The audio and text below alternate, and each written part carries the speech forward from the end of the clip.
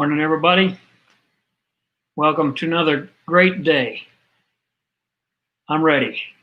I have the Wall Street Journal. I've read it cover to cover. I'm in Kamala land today. I'm in my leather recliner. I've got notes. I'm ready to discuss the best of the Wall Street Journal today and go through a few great articles with you. And I hope you're ready. And I hope you're ready with some comments and some input, some great ideas, and your views on how you see the news of the day. First, the news anchors are murdering the pronunciation of Kamala. How do you say her name? Just say the word comma, like the comma, pronunciation mark, and la, Kamala. It's in India, it means the goddess of wealth. Okay, Kamala Devi is her name, which is goddess of wealth. And it's very apropos. She is a wealthy lady, not by Trump standards or some other Pelosi standards probably, but very wealthy. So why are anchors murdering this name? I mean, she was a presidential candidate. I mean, I don't understand. Tucker, I guess, murdered. Even Biden, I hear. I didn't see maybe some of you can chime in, but I heard that he actually murdered the pronunciation of it. I can't imagine somebody didn't put a sign up on the lectern, saying the word Kamala together. But oh well, modern politics. It's fun, but. So interesting thing about her Indian background, because that's where, her name is an Indian name. It's not an African-American name. It's an Indian name. So a little bit about the ethnicities. Indians succeed in America materially better than any other ethnic group. Not sure you're aware of this, but they do very well in America. Some of the culture, they group together, they support each other. And they're a very go-get.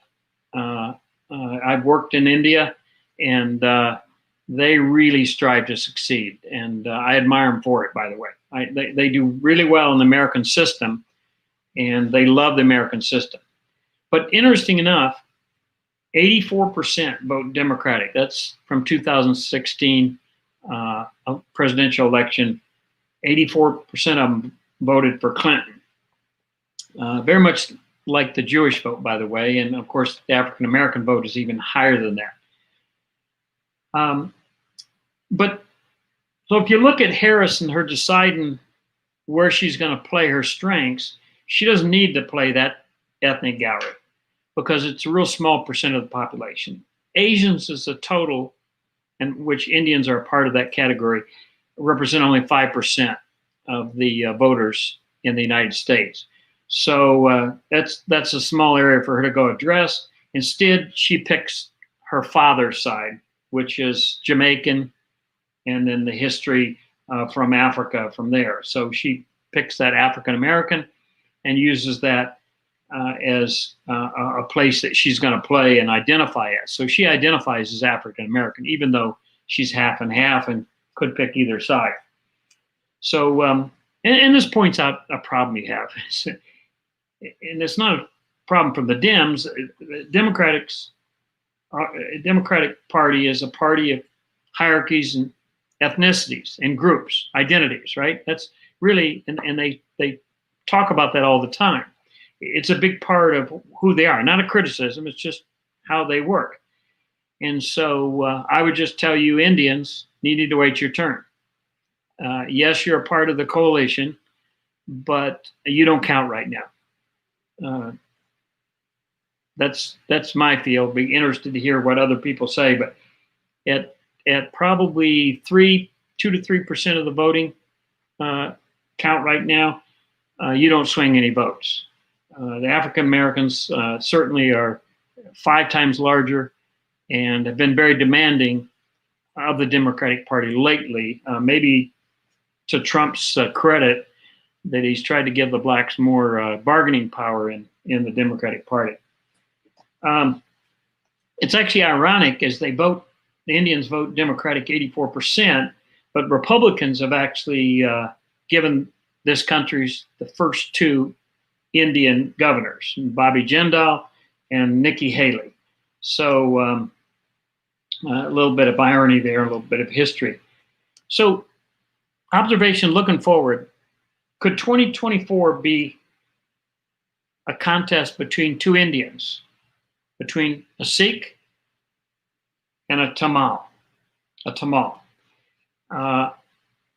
Ms. Harris versus Miss Haley. Haley is widely perceived as the one, a lot of times people say, will follow Trump. She's very popular among many Republicans. But of course, it won't be against two Indians, right? It'll be against an Indian and an African American. Welcome to politics in 2024. Kamala's houses. I thought this would be a little interesting article. Wall Street Journal every Friday's got a mansion section. It's a section about real estate, and I love to dream and look at some of the real estate there because it's all way over my head. $1 million houses that's out of my price range.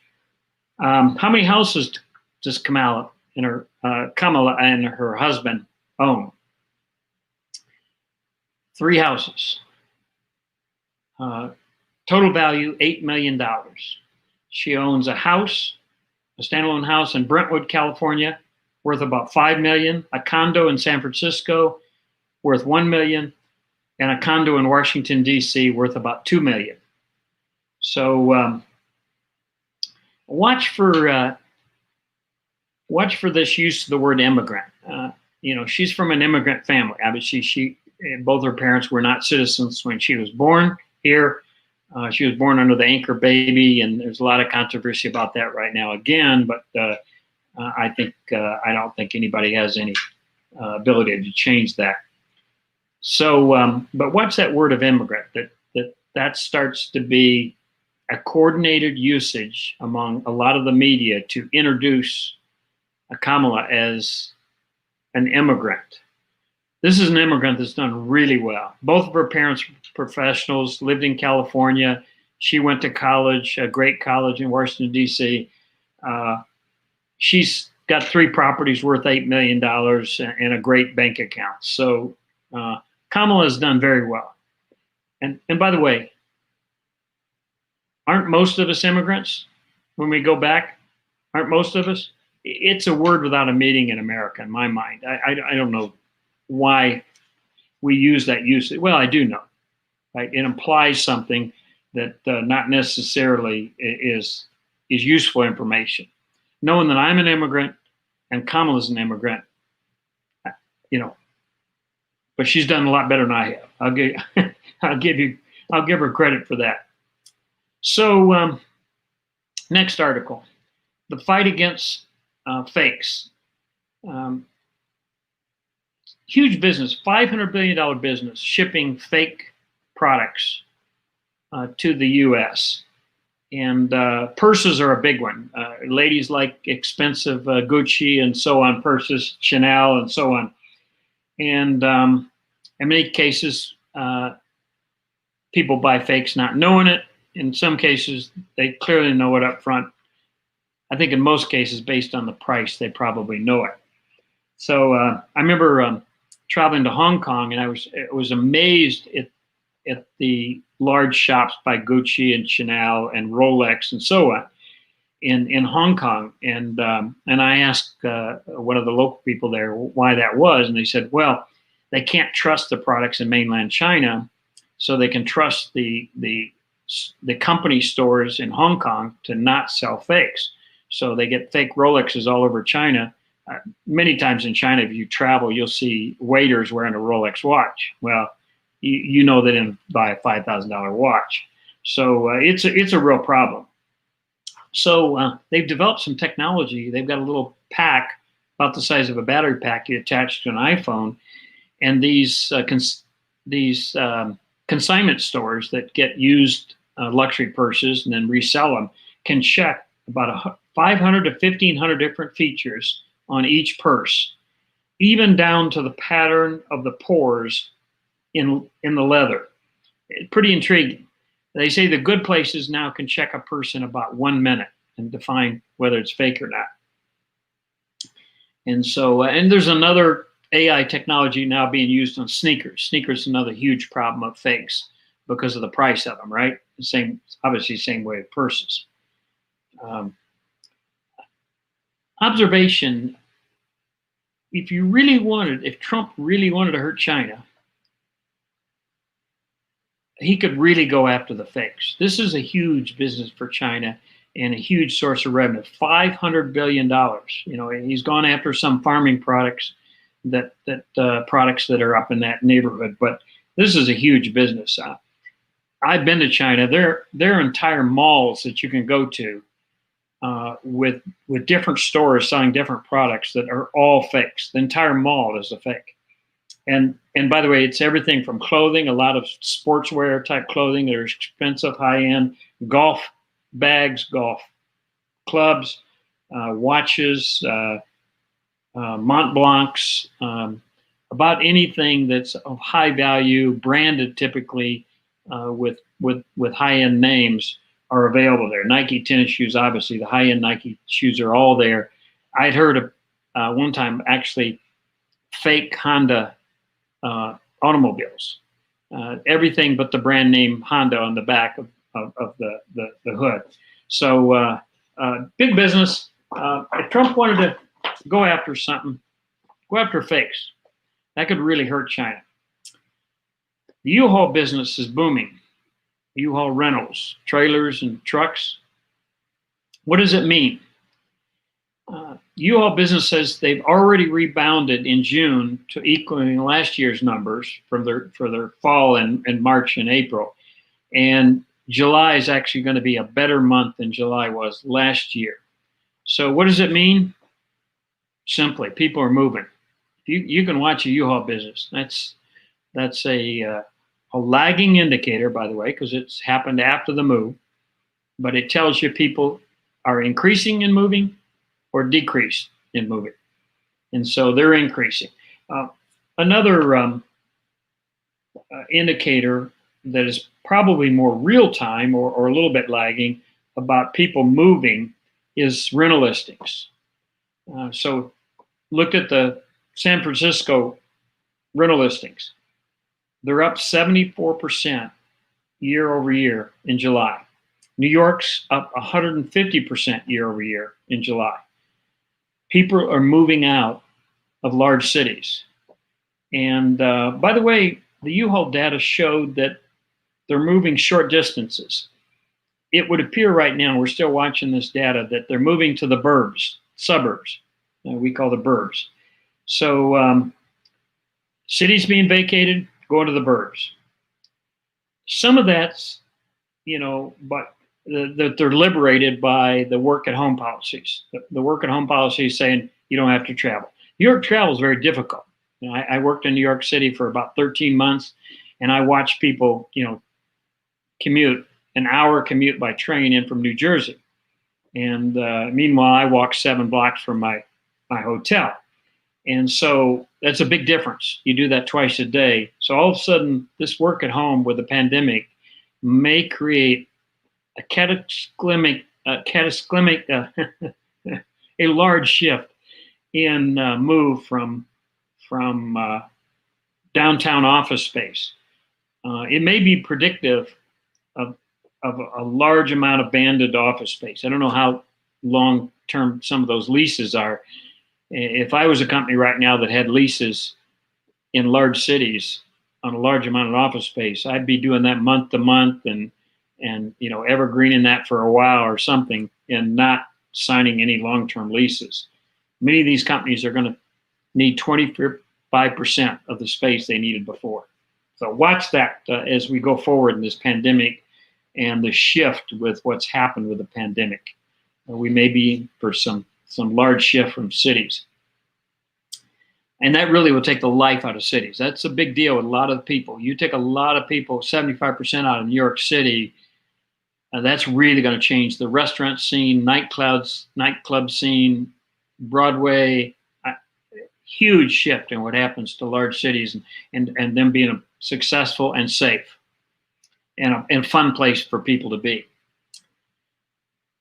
Next article, Yale discriminates. So federal government went after, the Justice Department went after Yale 2 years ago with an investigation, been working on this for 2 years. They asked for 10 years of data. Yale's only given them 3 years of admission data so far. There's got to be a story there somewhere. But they just announced their finding yesterday. They found Yale discriminated on the basis of race and national origin on hundreds of admissions every year. Now, I've always struggled with the definition of systemic racism. Do you think this is systemic racism? Okay. What they found is between Asian Americans and white students, they're between the likelihood of being admitted as an African American. They were 1/10 to 1/4 the likelihood of being admitted as an African American. So if you put two students, African American and an Asian, next to each other and say with the same comparable academic credentials, and you put them in, lined them up to try to get into Yale, the Asian American would be as small as 1/10 the likelihood of getting in, and as advantageous as 1/4. So at the best case, there were going to, with equal, everything being equal, 3 African Americans would be admitted before a comparable Asian or white student would be. That's racism in any other definition, and is systemic because it was built into the admission system. Now, how Yale's going to fix that, we'll see. Yale is still doing a lot of, in fact, Yale's comments was they didn't look at all the data yet. We've got more data. We want to show them that we think we can change their mind. But so far, boy, it looks pretty convincing. We'll see how that story comes out. Jobless claims. Under a million people under submitting jobless claims in the month of July. This is the biggest non-story around right now. The jobless claims went down to 963,000 on the week ending August 8th. So that's the second week in a row that those jobless claims have dropped. By the way, that number was 7 million in March of this year. So we've dropped 6 million people. Great news, super news that you're not hearing about. But the economy is roaring back as far as jobs. There's no question. And there were plenty of times in the past where we had that many jobless claims going in every week. Probably the tough part of this is the unemployment checks being delayed months. I'd heard today in Arizona that the governor said that the unemployment office was getting 5,000 calls a day. I'm sure many of these calls are trying to figure out where their check is. This is unacceptable. This an observation from Lee here. These guys are on really old technology, and they're not using the latest internet technology for people to go check on their status and be able to find out what's going on. One of the stories I'd read, this person had lost her job, claimed for unemployment, got back working. 5 months later, after they already worked, they got a check for the unemployment. When they needed it, when they were on unemployment, they got it 5 months later. So these states really ought to be called to action on improving their unemployment and being able to handle these pandemics where you get millions of people applying for unemployment. I compared notes with a good friend of mine, Danny, the other day on this. You know, when we were in the computer business, there were a couple places we never wanted to work. The worst place to ever work in a computer business was the federal government and state government. Why? They had really old technology. We wanted to work on the newest stuff. And I even remember a train company, Milwaukee Road, offered me a job years ago. I didn't go. That was in the early 70s. I didn't go because technology was really old and I didn't want to get stuck on old technology. We know what the problem is, or many of us know what the problem with the government, state government, federal government. It's really old systems. They can't do the newest stuff. They can't keep up with these workloads. So good news, people are back to work. Bad news, we can't pay them when they're off work. 75th anniversary of VJJ, Victory Over Japan Day. Okay, that's today. I think we're celebrating that today. Interesting history fact. I like to go back and look at history and remind ourselves what kind of market economy we really are made of. What was impressive about VJ Day, we ended the war a lot quicker than a lot of people. I don't know if you remember that. The war ended, they were still making Jeeps. I'm a Jeep fan. I have an old Willys wartime Jeep that I'm restoring. People, and they were still making thousands of these Jeeps when the war ended. And they ended up with a lot of excess Jeeps that they had to get rid of around the world and sometimes destroy. But what was impressive about America is the speedy transition from a wartime economy to a peacetime economy. And that was amazing. In August of 1945, the economists predicted that unemployment would be 14.8%. 14.8%. They said all these wartime men are coming back, primarily men, some women, coming back, and there'd be no jobs for them because we stopped producing the tanks and guns and bullets and so on. The actual unemployment was 3.9%. So a couple of observations there. Certainly the demand for consumer goods was great. People came back from the military. They wanted houses, they wanted cars, they wanted washing machines, dryers, and so on. But the other thing that was interesting was how many people transitioned out of the workforce. And my mother was one, by the way. And so my mother was making munitions products in St. Louis, Missouri. And so when Dad got out of the service and started working for Whirlpool Corporation, making washing machines and dryers, Mom became a homemaker and let Dad start to earn the bread and butter as such. So that was very common in a lot of those wartime industries that were run by women. And many of the pictures show that many women were doing that. So a few observations, but really a reminder that the market economy and the markets that we rely on in the U.S. can really work very well. And by the way, very little government influence back in those days, where today we have huge government, trillions of dollars were pumped in the economy and want to do, Democrats have a plan to put $3 trillion more in the economy right now. Last article for today. Is Biden a U.S. prime minister? I thought this was a very interesting perspective. It's a match, it's a comparison between the European and the U.S. leadership. Presidents lead their parties. European prime ministers are temporarily representing a coalition. They don't lead their coalition. Some people may think they do, but they really don't. So which of these two models is Biden following? If you look at, President elect Biden, which is he following? Well, you could look for a couple signs. One is, how did he choose his running mate? Well, you could argue he didn't choose his running mate. It was chosen for him.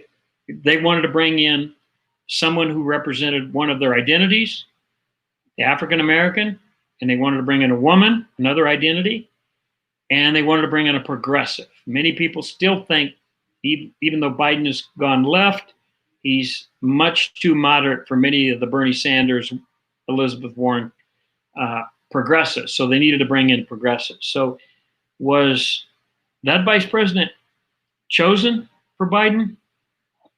Interesting question. Interesting to hear your perspective. another sign, another clue. Bernie Sanders, by the way, never got out of the race. Do you remember that? And remember why? He said, I want to stay in to exert power over the party platform. Okay? That fight is still not done. When we see this party platform fight, we'll see what comes out of that in the Democrats. I suspect that's going to be more progressive than we ever thought, but we'll see. But a president suppresses party conflict. A prime minister manages them. Yeah, the president just rolls over, and it all becomes about the person, not the party. Prime minister, it becomes about the coalition. So it's an interesting perspective. We kind of ignore party platform. Generally, most of us never read it. We ignore party platform because we elect people in the U.S. We elect people. We don't elect parties. Europeans, they select a party. Trust me, you'll hear it mentioned, Boris Johnson mentioned, but lots more of what party Boris Johnson is with right now and what coalition that represents, the multiple parties it may represent in some cases. President Trump, if you look at right now, the way presidency may become, whoever wins, you could argue with President Trump. You say, I don't like him. I don't like the way he runs things. But it's real clear who's in charge. When something happens with his admin, who do we blame? We blame President Trump. It's not his cabinet. It's him. The buck stops there, as the old saying goes, and was on one of the president's desk.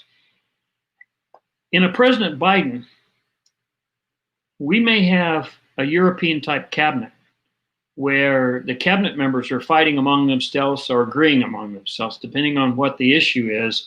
And we have to look closely at the cabinet to see what's happening versus looking at a Prime Minister Biden. Was Biden picked because he was weak? Coalitions sometimes do that, right? They want a weak leader so that they can drive him in the direction they want to go. Interesting question. Be interesting to hear your answers on that. So thanks for joining me today. Hope you have a great weekend. I'll see you again tomorrow and not Sunday because no Wall Street Journal on Sunday. But hope you enjoyed today's conversation. Cheers.